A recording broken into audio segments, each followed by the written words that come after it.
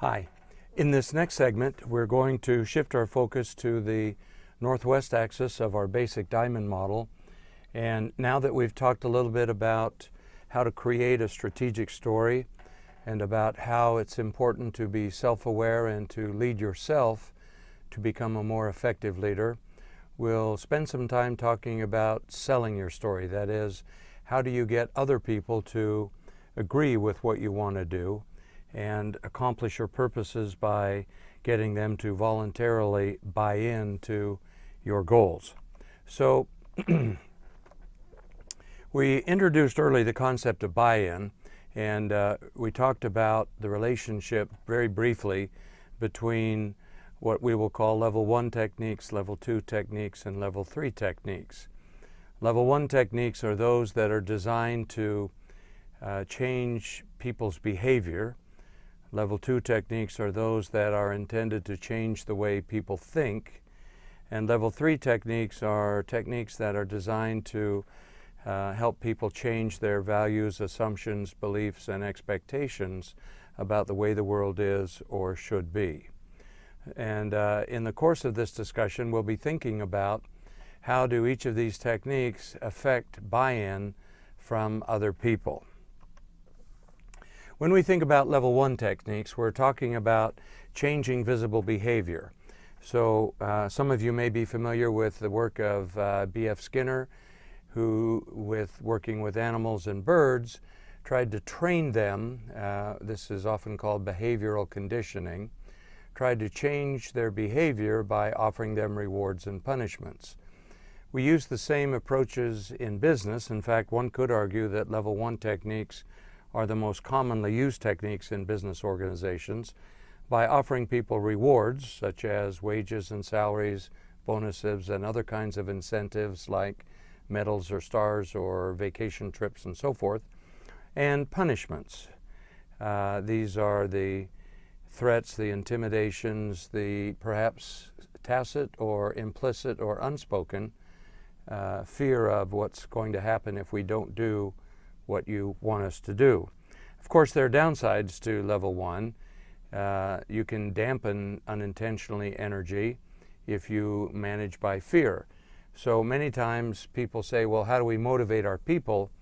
They try to use incentives and punishments. There was once a book written called The Great Jackass Theory, in which you hang a carrot in front of something and you put a stick behind it, and then the image of what's in between the carrot and the stick is a jackass. Well, many times people unintentionally treat their employees in the same way. So this notion of managing by fear has a dampening effect on motivation. One interesting perspective on this is given by Alfie Kohn in his book Published by Rewards, in which he argues that the problem with external rewards as opposed to intrinsic rewards is that they dampen energy level. He notes that the more significant problem is that the effects of rewards do last, but those effects are the opposite of what we were hoping to produce.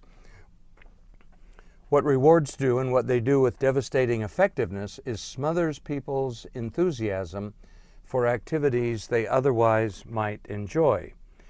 So there have been a number of research studies to address this issue. One of them, for example, you put a board game in a room.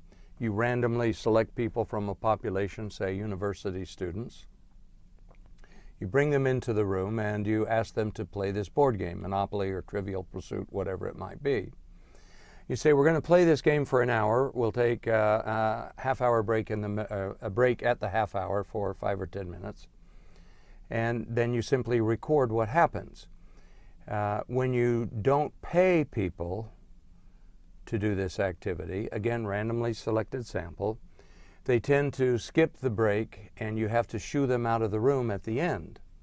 When you offer to pay people to do this activity, say $10 for the hour's engagement or whatever the price may be, you find that they take the break early, come back late, and want to leave early.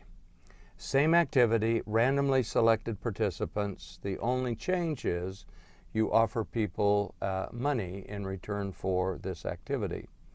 So Cohn's conclusion from this is that, interestingly, if you pay somebody to do something they otherwise might do on their own, it actually diminishes their motivation to do the thing.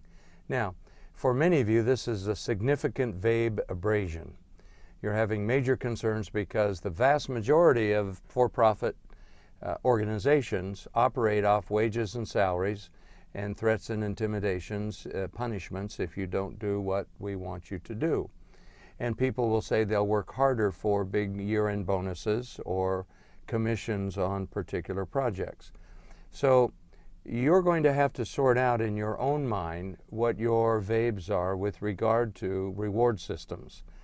It's an ongoing challenge. The research continues to pour in from a variety of settings, both on the one side saying that intrinsic rewards are more powerful, and then if you look at the work of Stephen Rice, for example, he will argue there's no such thing as intrinsic, extrinsic, that it depends on your values, and he has 16 values or principles or traits that he believes describes human behavior.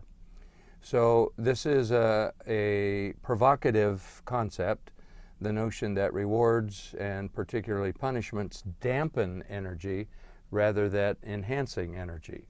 So we come back to this issue of living outside in versus inside out, whether or not people choose to do something voluntarily or whether they feel purchased, bought, or intimidated into doing something, and what the impact that has on their ability to perform at a high level and with high energy. So this notion of getting other people to do what you want them to do, the first issue is that you get this opportunity to think about choice versus obligation. If you consider a continental divide, and over here we have the land of choice, and on the right-hand side we have the land of obligation, then the question is, what happens if a person goes from the land of choice to the land of obligation? What happens to energy level, up, flat, or down?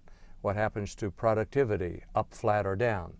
What happens to engagement? What happens to quality, up, flat, or down? What's your own assumption about that?